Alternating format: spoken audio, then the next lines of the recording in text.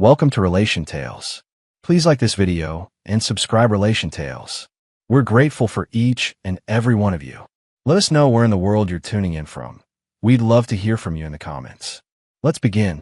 I used to believe routine was the proof of a strong marriage. Breakfast together, shared calendars, quick kisses before work. But I learned the hard way that routine can also be a mask. It hides the rot until one day, something small like a text message rips it wide open. My name's Ryan Hale, and for 7 years I built a life around Madison, the woman I thought would grow old with me. She was brilliant, ambitious, the kind who filled every room with confidence. We met at a charity event. She was presenting. I was fixing a projector that wouldn't turn on. She joked that I saved her career, and we laughed our way into something real. Or so I thought. Life with Madison wasn't glamorous, but it was ours. I ran a construction crew, spent my days under the sun. She worked in a downtown firm, surrounded by city lights and sharp suits. She'd come home late, heels clicking through the hallway, perfume strong enough to erase the smell of dust and sweat clinging to me. I used to love that scent, until it started lingering when she wasn't home. In the beginning, she was affectionate. We'd talk over wine about dreams, a house near the lake, a little bakery she wanted to open someday. But those conversations faded. She started scrolling through her phone more than she looked at me. Her laughter changed. It sounded forced, distant. I brushed it off, told myself she was stressed, told myself love survives rough patches. I even tried harder, cooked her dinner, left notes in her bag, took her to her favorite Italian spot. But she'd check her phone every few minutes, smiling at messages she'd never let me see. One night, she didn't come home until past midnight. Said she was working late on a campaign pitch with her boss, Calvin Brooks, the same man whose smile could sell lies for a living. I shook his hand once at a company event. His grip was too tight, his eyes too smug. The kind of guy who thinks loyalty is for the poor. Something in me started watching, quietly. I noticed how Madison dressed sharper, laughed more, kept her phone face down. The distance grew thick, an invisible wall between us. Then came the small changes. Fewer I love yous, no more weekend movie nights, and she started avoiding my family dinners. Every time I asked, she'd sigh and say, "Ryan, you wouldn't understand my world." Her world, the one I helped her build. Still, I kept quiet. I thought maybe love was just patience stretched thin. Then that night came. I was sitting in the truck outside our house, scrolling through emails, when her message appeared. Running late. Big meeting with the boss. It was simple, casual. The kind of message every husband gets and ignores. But something about it didn't sit right. Not because of the words, but because I'd seen her boss's social post earlier that afternoon, champagne in hand, tagging the airport lounge. He wasn't in town, and my wife wasn't at work. I stared at the text until my thumb went numb. A strange calm washed over me, the kind you get before a storm breaks. I didn't confront her right away. I just replied, "Hope the meeting goes well." Then I waited. 5 minutes. 10. 15. No response. That silence said everything her words never could. But I wasn't the kind of man to explode. No shouting, no drama. Instead, I started digging. Her friend Lana's social feed. Her workplace group chat posts. One clip stopped my breath. A rooftop bar, city lights shimmering in the background, laughter loud enough to echo through the phone speaker. And there she was. Madison, champagne in hand. Her boss beside her. His arm casually resting where mine used to. That was the moment something inside me broke, but not in pain, in precision. Because from that moment, I wasn't the man she married. I became the man she shouldn't have crossed. I didn't confront her that night. I just watched her walk through the door with that polished smile, the one she practiced for boardrooms, not homecomings. Madison dropped her purse on the counter and kissed my cheek, the same way she always did, only lighter. Like habit, not love. "How'd the meeting go?" I asked, pretending to scroll through my phone. She didn't even blink. "Good. Long Calvin's a perfectionist." I nodded slowly, eyes never leaving the screen. My heart was pounding, but my face didn't show it. I wasn't going to accuse her. Not yet. I needed her to keep lying, to give me time. Because now, I wasn't chasing truth. I was building proof. For weeks, I played the part of the clueless husband. I'd pack her coffee every morning, wave goodbye from the porch, and whisper, "You look beautiful." She'd smile back, and I could almost see the guilt flicker behind her eyes, like she wanted to say something, but her ego wouldn't let her. I started noticing details I used to miss. The faint cologne on her jacket, the lipstick smudged twice from 2 separate glasses, the new lingerie tags in the trash. She'd change passwords, take phone calls in the garage, erase texts before she got home. She thought she was clever. But I wasn't watching her phone. I was watching her reflection. Every evening, I'd check her mileage. Her car's GPS history told stories she didn't think anyone would ever read. Fancy hotel parking lots, upscale restaurants near the river, her client dinners. I even followed her once. Parked across the street from the hotel. I sat there, lights off, watching her step out of cab in that red dress I bought her for our anniversary. Calvin was waiting by the entrance. He handed his car keys to the valet and placed his hand on her lower back like he owned her. I remember gripping the steering wheel so tight my knuckles turned white. But I didn't go inside. Not because I was weak, but because I wanted her to feel safe, unaware. I wanted her to keep weaving the lie, so that when I finally pulled the thread, the whole thing would collapse in one perfect motion. At home, I played my role well. Made dinner, laughed at her jokes, even planned a weekend getaway to reconnect. She agreed with suspicious ease. That confirmed it. She thought I was still blind. Then came the moment that sealed everything. It was a Friday night, around 8. She texted, "Running late again. Big presentation tomorrow." I almost laughed. I was sitting in my truck outside her office, watching the lights go out one by one. Madison wasn't there. I checked social media again. Calvin had just posted a picture at the airport, boarding pass in hand. "Off to Miami for the conference," his caption said. She was supposed to be with him, but she wasn't in the photo. She was right here, in town, lying again. I replied calmly, "Hope the presentation kills. Say hi to the boss." No reply. Then 2 minutes later, another text came through. "Can we talk?" That's when I knew she was cracking. The game was shifting. Her perfect story had holes. I didn't answer. I just drove home, lights off, letting the plan form. That night, I opened a new folder on my computer labeled Invoices. Inside, I stored everything. Screenshots of Calvin's posts, hotel reservations under her name, GPS data, even receipts I quietly photographed from her purse. I wasn't collecting this to destroy her publicly. I wanted to take back my peace on my terms. A week later, she came home earlier than usual. Her eyes looked tired, nervous. "Ryan," she said softly, "we need to talk." I closed my laptop, looked up. "Sure. About what?" Her hands trembled slightly. I haven't been honest. Work's been complicated. Calvin's been helping me with things outside the office." I leaned back, pretending to process that. "Helping you?" She nodded, tears threatening. "It's not what you think." That line. The oldest lie in the book. I smiled faintly. "Then what is it, Madison?" She stared at the floor. I made a mistake. I wanted to laugh, but I didn't. Instead, I asked quietly, "Does your mistake have a return ticket for Miami?" Her head snapped up. Panic flashed across her face. "How did you?" "I don't need to explain how, Madison." I interrupted, calm but cold. "Just know I've known for a while. I just wanted to see if you'd ever have the courage to say it yourself." She started crying then, whispering apologies, swearing it was over, begging me to fix this together. But love isn't a patch for betrayal. It's not meant to survive deliberate cruelty.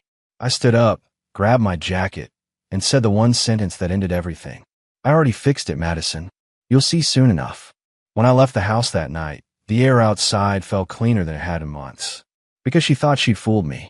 4 days after that confrontation, Madison walked around the house like a ghost. Her eyes darted toward me whenever I moved, but I said nothing. I cooked breakfast, left for work on time, came home quietly. My silence scared her more than any shouting ever could. The truth is, anger burns fast, but strategy lasts. I started with the finances. We had a joint savings account, and Madison always assumed I never touched it. What she didn't know was that I'd been transferring my portion slowly into a separate account for months. I also pulled the title of our house from the drawer, a property I'd purchased under my construction company's name long before we married. She thought it was ours, but her name was never on the deed. Next, I called in a favor from a friend, Oliver, a quiet IT guy who'd helped me set up the company's digital systems. "I need a copy of some deleted texts," I told him. From my wife's phone. She doesn't know I backed it up on our shared cloud. Oliver didn't ask questions. Within hours, he sent me a file, dozens of messages between Madison and Calvin. Flirty, careless, full of late-night promises. The final one made my chest tighten, not from pain, but clarity. Don't worry, babe. Once I'm promoted, you won't have to pretend anymore. So that was her plan. She wasn't just cheating. She was rehearsing a new life. I spent that night reading every word, memorizing every lie she told me about meetings and business dinners. The betrayal stung, but beneath it, a calm satisfaction built, because now I had everything I needed. The next step was subtle. Madison's firm was hosting a gala dinner the following week to celebrate the company's anniversary. Calvin would be there, of course, along with the entire executive board. Madison had already bought a shimmering silver dress for the night. It still hung in the closet, tagged untouched. I decided that gala would be her undoing. The day before the event, I called her office from an unknown number. When the receptionist answered, I said, "This is Ryan Hale, Madison's husband. Can you confirm if the team's Miami conference photos are being shared on the company's official page?" The woman hesitated, then said, "Oh, those? They're already up. Calvin posted them on our share drive." "Perfect," I said, and hung up. That evening, I sat Madison down at dinner. "You're going to that gala tomorrow, right?" She nodded slowly. "You're okay with that?" "Of course," I said, smiling just enough to seem believable. "You worked hard. You should go. I might even show up to surprise you." Her face brightened with relief. That would mean a lot. I didn't say it out loud, but she was right. It would mean a lot. Just not the way she imagined. The next night, the city lights looked sharper than usual. Madison was a vision when she stepped out of the bedroom, silver dress glittering against her skin. If I hadn't known what she'd done, I might have thought she was perfect. But beauty means nothing when the soul behind it is counterfeit. "You look incredible," I said genuinely. "Let me drop you off. I'll park and join you inside." Her smile faltered slightly. "You sure? Positive?" I watched her climb into the passenger seat, tension radiating from her shoulders. She kept adjusting her lipstick in the mirror, avoiding my eyes. When we reached the hotel, she kissed my cheek and whispered, "Thank you, Ryan." I nodded once. "Enjoy the evening." She disappeared through the revolving doors, her heels echoing against marble floors. I didn't park. I drove around the corner and waited. After 20 minutes, I walked in through a side entrance and stood near the back of the ballroom, watching.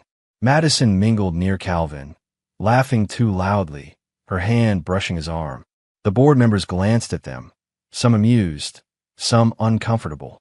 Then, right as the CEO took the stage for his speech, I texted Calvin from Madison's phone. "Come outside.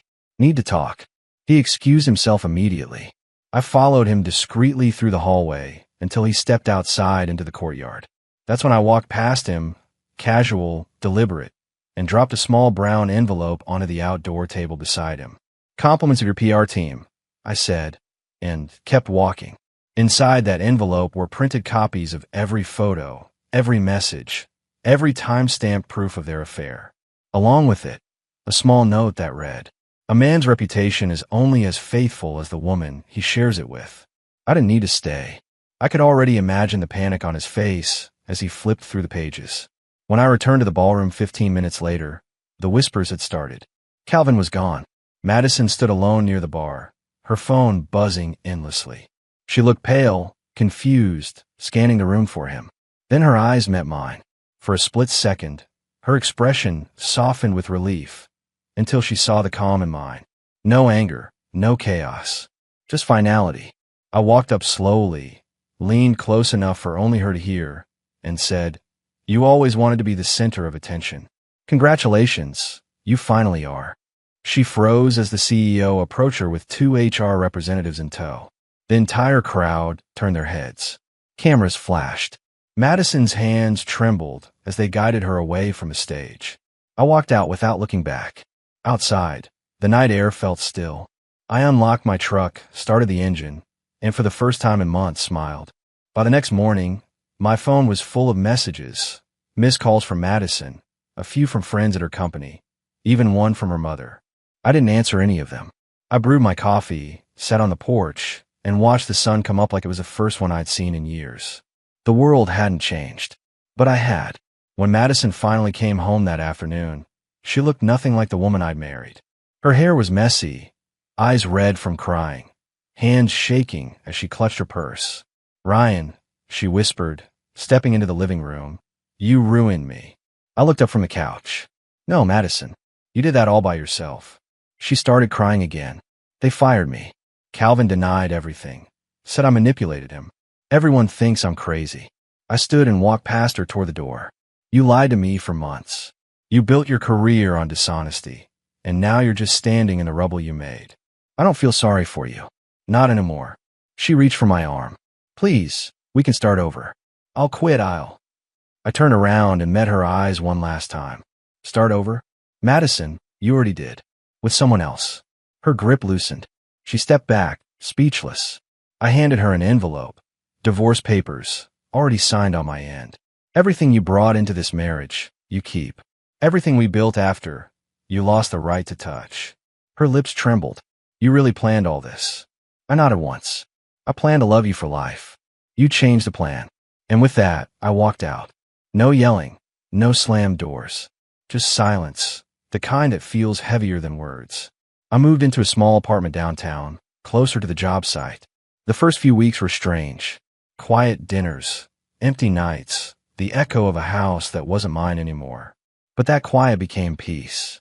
I started focusing on my work again, expanding my construction firm.